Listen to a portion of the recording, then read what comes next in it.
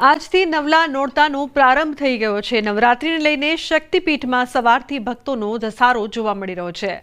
અંબાજી, પાવાગઢ, ચોટીલા માતાના મઢ, ભદ્રકાળી માતાના મંદિરે ભક્તોની ભારે ભીડ જોવા મળી છે। ભક્તોએ માતાજીના દર્શન કરીને ધન્યતા અનુભવી છે। નવરાત્રીના પાવન પર્વે મંદિરોમાં વિશેષ શણગાર કરવામાં આવ્યો છે। મંદિરોમાં કડક સુરક્ષા વ્યવસ્થા ગોઠવવામાં આવી છે। जिला पोलीसनी तैयारीओ अमदावाद ग्राम्य पोलीसे सुरक्षानी व्यवस्था करी छे। पोलीस सलामत नवरात्रि ड्राइव चलावशे। जीआरडी, होमगार्ड, पोलीस कर्मीओ तैनात रहेशे। 1700 जेटला जवानो सतत पेट्रोलिंग में रहेशे। 4 डीवायएसपी, 20 पीआई, 31 पीआई करशे सुपरविजन। सलामत नवरात्रि करीने एक ड्राइव चलाववामां आव्यो छे। आ सलामत नवरात्रि में टोटल अमारा जीआरडी, होमगार्ड और पुलिस मळीने टोटल 1700 लोगोनो स्टाफ जे छे ए सतत एना सुरक्षा में रहेशे। और एमां 4 डीवायएसपी, 20 पीआई અને 35 सब इंस्पेक्टर जो है एना सुपरविजन में रहेशे। अमरेली जाफराबाद में सतत त्रीजा दिवसे वरसाद। शहर और ग्राम्य विस्तारों में वरसाद वरसी रह्यो छे। वढेरा, कडियाड़ी, मितियाणा, લુણસાપુર में वरसाद वरसी रह्यो छे। जिला में 3 दिवसथी वरसादी माहौल है। बिनहरीफ वरणी कराई है तो पंचामृत डेरीना चेरमेन पदे फरी एकवार जेठाभाई भरवाड़, पंचमहाल, महीसागर और दाहोद जिल्लाना 2 लाख उपरांत पशुपालकोनी जीवादोरी समान पंचामृत डेरीना चेरमेन पद माटे चूंटणी योजाई है। चूंटणी अधिकारीनी अध्यक्षतामां अने डेरीना तमाम बोर्ड ऑफ डिरेक्टरना सभ्योनी हाजरीमां चूंटणी प्रक्रिया हाथ धराई है। तो डेरीना अधिकारीओ और कर्मचारीओए फटाकड़ा फोड़ीने खुशी मनावी। तो बनास डेरीनी चूंटणी बनी है रसप्रद। बनास डेरीनी चूंटणीमां भाजप वर्सेस भाजपनो जंग। कांकरेजथी अणदाभाई पटेल वर्सेस बाबूभाई चौधरी, तो दांतीवाड़ामां पीजे चौधरी वर्सेस विनोद भूतड़िया, पालनपुरमां हरिभाई चौधरी वर्सेस भरत चौधरी, तो वडगाममां दिनेश भटोड़ वर्सेस केपी चौधरी, धानेरामां जोईताभाई हीराभाई पटेल वर्सेस जेके पटेल वच्चे जंग। तो बनास डेरीनी चूंटणीने लईने आजे फॉर्म भरवाना अंतिम दिवसे 2 बेठको थई बिनहरीफ। राधनपुर बेठकथी बनास डेरीना चेरमेन शंकरभाई चौधरी बिनहरीफ थया छे। तो अमीरगढ़ बेठक उपरथी बनास डेरीना वाइस चेरमेन भावाभाई रबारी बिनहरीफ थया छे। बंने बेठको उपर कोई हरीफ उम्मीदवारे फॉर्म न भरता बिनहरीफ थया छे। तो कई बैठक पर कोण सामसामेनी जो बात करवामां आवे तो जे प्रकारथी समीकरणों वडगाममां दिनेश भटोड़ वर्सेस केपी चौधरी, डेरीनी कई बैठक बिनहरीफ थई छे तेना पर पण आपणे नजर करी लईए। तो बंने बैठकों उपर कोई हरीफ उम्मीदवारे फॉर्म न भरता बिनहरीफ। अमीरगढ़ बैठक उपरथी बनास डेरीना वाइस चेरमेन भावाभाई रबारी बिनहरीफ थया छे। तो વધુ માહિતી આપવા માટે સંવાદદાતા કિશોર તુવર લાઈવ જોડાયા છે। કિશોર, શું વધુ વિગત છે આ સમગ્ર મામલે જે પ્રકારથી જે ચૂંટણીના સમીકરણો સર્જાયા છે? સૌથી મોટા સમાચાર ડૂબના દર્શકોને આપી દઈએ કે રાધનપુર બેઠક પરથી અધ્યક્ષ શંકરભાઈ ચૌધરી અને વર્તમાન જે ડિરેક્ટર છે બનાસ ડેરીના વર્તમાન ચેરમેન છે શંકરભાઈ ચૌધરી તે બિનહરીફ થયા છે। તે ઉપરાંત વાઇસ ચેરમેન ભાવાભાઈ રબારી પણ બિનહરીફ થયા છે।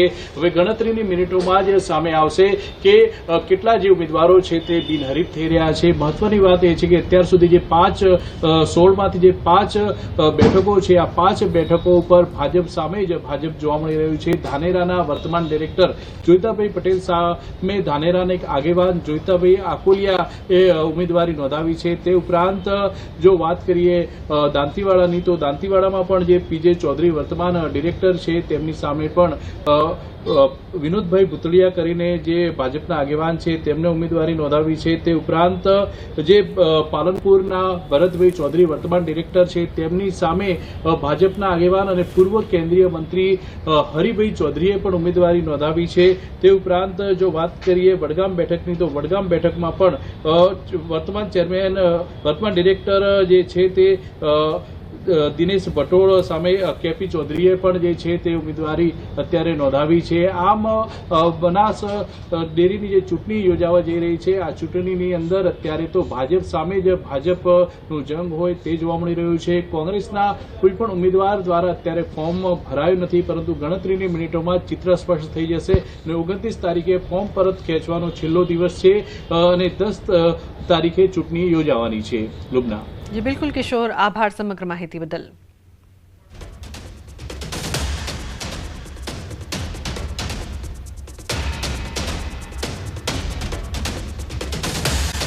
તો પોરબંદરના પેરેડાઇઝ સિનેમાને લઈને ગંભીર આક્ષેપો લાગી રહ્યા છે. મોટું ફાયર એનઓસી કૌભાંડ હોવાનું સામે આવ્યું છે. પોરબંદર મનપામાં અગ્નિ સુરક્ષા નિયમોનો ઘોર બેદરકારી સામે આવી છે. જાગૃત નાગરિકે આરટીઆઈ દ્વારા માહિતી માંગતા ખુલાસો થયો કે પેરેડાઇઝ બિલ્ડિંગને મળેલી ફાયર એનઓસી નકલી હતી. આ બોગસ પ્રમાણપત્ર આપનાર ફાયર ઓફિસર રાજીવ ગોહેલને 2 સપ્ટેમ્બરે સસ્પેન્ડ કરવામાં આવ્યો હતો. જોકે બિલ્ડિંગના માલિક સામે હજુ સુધી કોઈ કાર્યવાહી નથી થઈ. મનપા દ્વારા આ મામલે ઢાંક પીછોડો થતો હોય તેવું લાગી રહ્યું છે. અરજદાર જયસુખ વાડિયાએ કાર્યવાહી અંગે માહિતી માંગી છે તો શૂન્ય માહિતી લખેલો જવાબ મળ્યો, જે ઘણા સવાલો ઊભા કરી રહ્યું છે.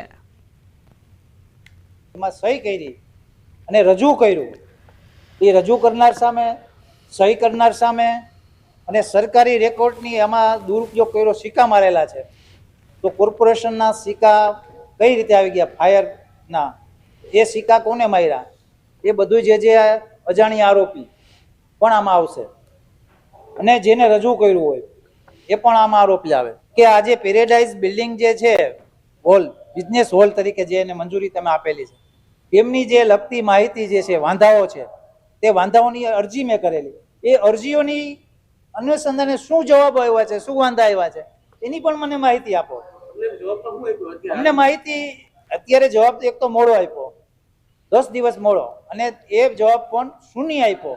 એટલે જે જવાબ છે એ આરટીઆઈના દાયરાની અંદર કોઈ પણ અધૂરી હોઈ શકે, ઓછી હોઈ શકે, પણ શૂન્ય માહિતી કેવી રીતે હોઈ શકે, એનો સંતોષકારક મને જવાબ આપવો જોઈએ.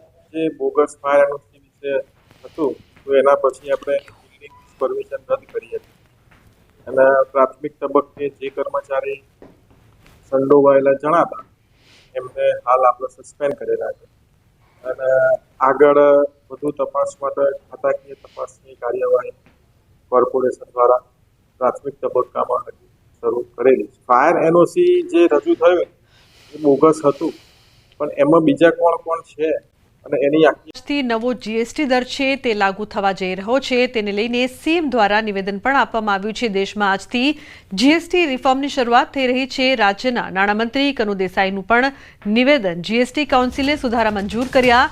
ખેડૂત, વેપારીઓ અને જનતાને તેનો ફાયદો થશે. તો રાજ્યના નાણામંત્રી કનુ દેસાઈ દ્વારા આ નિવેદન આપવામાં આવ્યું છે. જીએસટી કાઉન્સિલે સુધારા મંજૂર કર્યા છે, જેના કારણે ખેડૂતોને પણ ફાયદો થશે, વેપારીઓને પણ મોટા પ્રમાણમાં ફાયદો થશે અને સાથે સાથે જનતાને પણ તેનો ફાયદો થશે. તો દરેક જે ચીજવસ્તુઓ છે તેના પર તેની અસર થશે, તેની કિંમત પર તેની અસર થશે અને જનતાના બજેટને પણ તેની અસર થશે. કાઉન્સિલે આ બધા સુધારાઓ મંજૂર કર્યા અને એનો અમલ આજથી શરૂ થવા જઈ રહ્યો છે. ત્યારે સામાન્ય માણસોનો ઇન્સ્યોરન્સ પ્રીમિયમ હોય, હેલ્થ પ્રીમિયમ હોય કે ખેડૂતોના ટ્રેક્ટર હોય, ઓજારો હોય, તેમજ ખાદ્ય સામગ્રીની સામાન્ય વસ્તુ હોય, તે બધા ઉપર રેટ ઘટાડવામાં આવ્યા છે. ક્યાં બચત માટે, લોકોની બચત માટે, લોકોના પૈસા કેવી રીતે બચે એના માટે નેક્સ્ટ જનરેશન જીએસટી રિફોર્મ્સ કર્યું છે.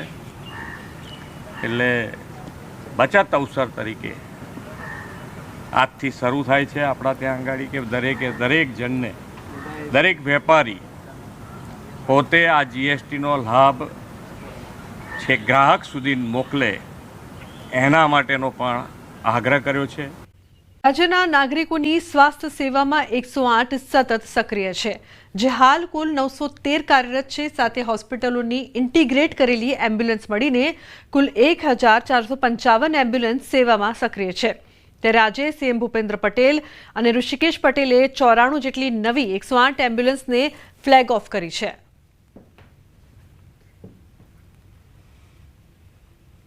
આપણે 542 એને 108માં ઉમેરી છે અને કુલ હવે 1455 જેટલી નવી આપણી 108ની હેઠળ આ સુવિધાઓ આપણને પ્રાપ્ત થવાની છે.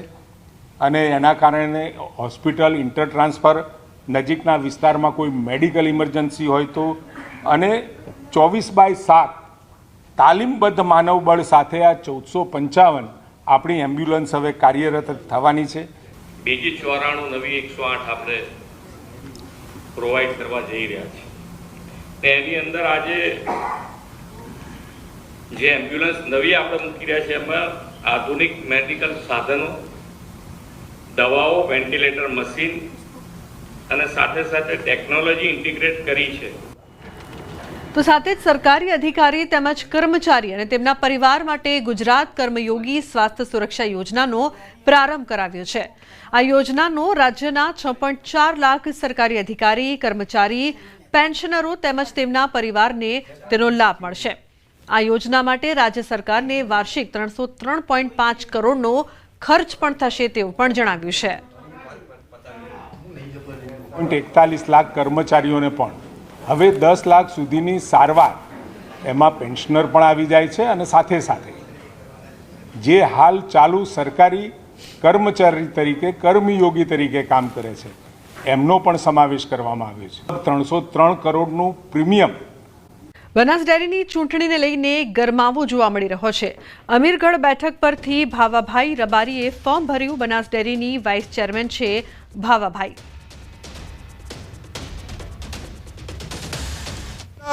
ચેરમેન સાહેબ શંકરભાઈ ચૌધરી એમના નેજા નીચે અમે બધા કામ કરશું અને બધા જિલ્લાનું સારું ભવિષ્ય પોતે અમન દેખાઈ રહ્યું એમના ભેગા અમે હા.